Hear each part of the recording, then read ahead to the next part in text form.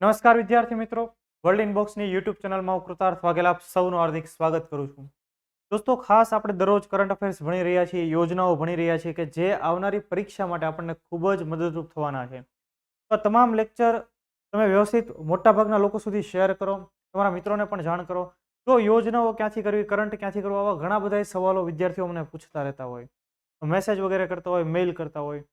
તો યોજનાઓનો એક આપણે ખાસ નાનો વિડીયો અપલોડ કરીએ છીએ, 5, 7, 8 મિનિટનો એક વિડીયો. આખી યોજના તમારી વ્યવસ્થિત રીતે એમાંથી કમ્પ્લીટ થઈ જશે.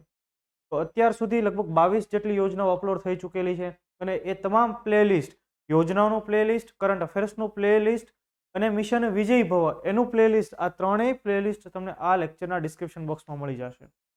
તો આજે આપણે આ યોજનાના લેક્ચરની અંદર ભણવી છે એક મહત્વની યોજના, મહત્વની પહેલ, જેનું નામ છે સમર્થ પહેલ, જેને ઇંગ્લિશમાં આપણે કેવું હોય તો કહી શકીએ સમર્થ ઇનિશિયેટિવ. હવે જો બે સમર્થ યોજનાઓ, એક સમર્થ યોજના અને એક સમર્થ પહેલ.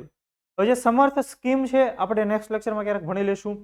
આજે જે સમર્થ પહેલ છે, પહેલા તો તમે એનું પોસ્ટર જોવો, જો તમને દેખાય છે.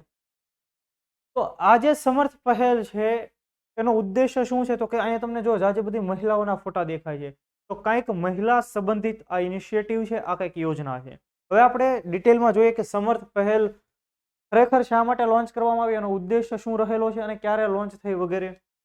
તો તમે જો ઇન્ટરનેશનલ વુમેન્સ ડે 2022, તો તમને બધા લોકોને ખ્યાલ છે કે આંતરરાષ્ટ્રીય મહિલા દિવસ ક્યારે ઉજવવામાં આવે, તો કે 8 માર્ચના રોજ સેલિબ્રેટ થાય છે. તો ગયા વર્ષે, અત્યારે 2023 ચાલે છે, તો કે 8 માર્ચ 2022 આંતરરાષ્ટ્રીય મહિલા દિવસના દિવસે આ સમર્થ ઇનિશિયેટિવ, સમર્થ પહેલ લોન્ચ કરવામાં આવેલી. હવે એનો ઉદ્દેશ્ય શું રહેલો, તો કે મહિલા ઉદ્યમીઓને પ્રોત્સાહન આપવા માટે, કે જે વુમેન એન્ટરપ્રેન્યોર છે, મહિલા ઉદ્યમી છે, મહિલા ઉદ્યોગપતિ છે, એને પ્રોત્સાહન આપવા માટે થઈને આ પ્રકારની ઇનિશિયેટિવ, આ પ્રકારની પહેલ શરૂ કરવામાં આવી છે. તો પહેલા તમને ખ્યાલ હોવું જોઈએ કે ભાઈ સમર્થ ઇનિશિયેટિવ શું છે, એનો ઉદ્દેશ્ય શું રહેલો છે. બીજું કે કયા મંત્રાલયનું હશે, તો ખાસ તમે યાદ રાખજો કે મહિલા અને બાળ વિકાસ કલ્યાણ મંત્રાલય નથી ભાઈ આમાં, બરાબર. એ મહિલા ઉદ્યમીઓ માટે, એટલે કંઈક ઇન્ડસ્ટ્રીની વાત થાય છે અને અહીંયા એના માટેનું મંત્રાલય તમે જુઓ, micro, small and medium enterprises, સૂક્ષ્મ, લઘુ અને મધ્યમ ઉદ્યોગ મંત્રાલય એ આ ઇનિશિયેટિવ, સમર્થ ઇનિશિયેટિવ, સમર્થ પહેલ માટેનું નોડલ મંત્રાલય કહી શકાય. તો 8 માર્ચ 2022 આંતરરાષ્ટ્રીય મહિલા દિવસના દિવસે આ ઇનિશિયેટિવ લોન્ચ કરવામાં આવ્યું, સમર્થ ઇનિશિયેટિવ.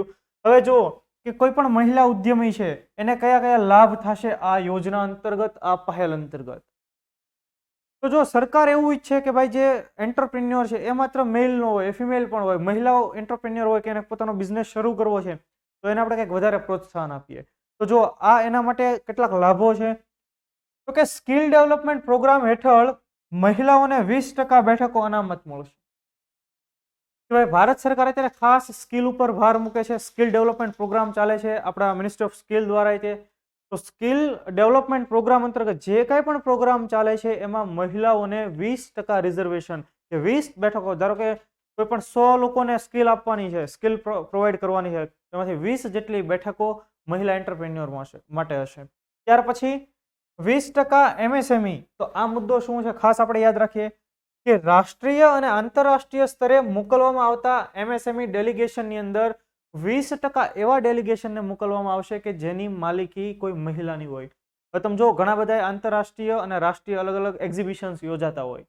આપણે દિલ્હી, બેંગ્લોરની, જેમ કે બેંગ્લોરની અંદર એકાદો એક્સપો યોજાય, દુબઈની અંદર યોજાતો હોય, બ્રિટનમાં કે લંડન વગેરેમાં યોજાતો હોય. તો આવા કોઈ પણ ઉદ્યોગ સાથે સંબંધિત એક્ઝિબિશન યોજાય તો એમાં ભારતનું જે પ્રતિનિધિત્વ છે, જે ડેલિગેશન જવાનું હોય, એમાં 20% એવા ડેલિગેશનને મોકલવાના, એવા ઉદ્યોગોને મોકલવાના કે જેની માલિકી કોની હોય, મહિલાઓની હોય. જેથી કરીને એ લોકોને એ બધા ટૂરનો મોકો મળે, કંઈક નવા ધંધા જાણવાનો મોકો મળે, બિઝનેસ એને કંઈક સમજવાનો મોકો મળે અને એનું ઇમ્પ્લિમેન્ટેશન ભારતમાં કરી શકે.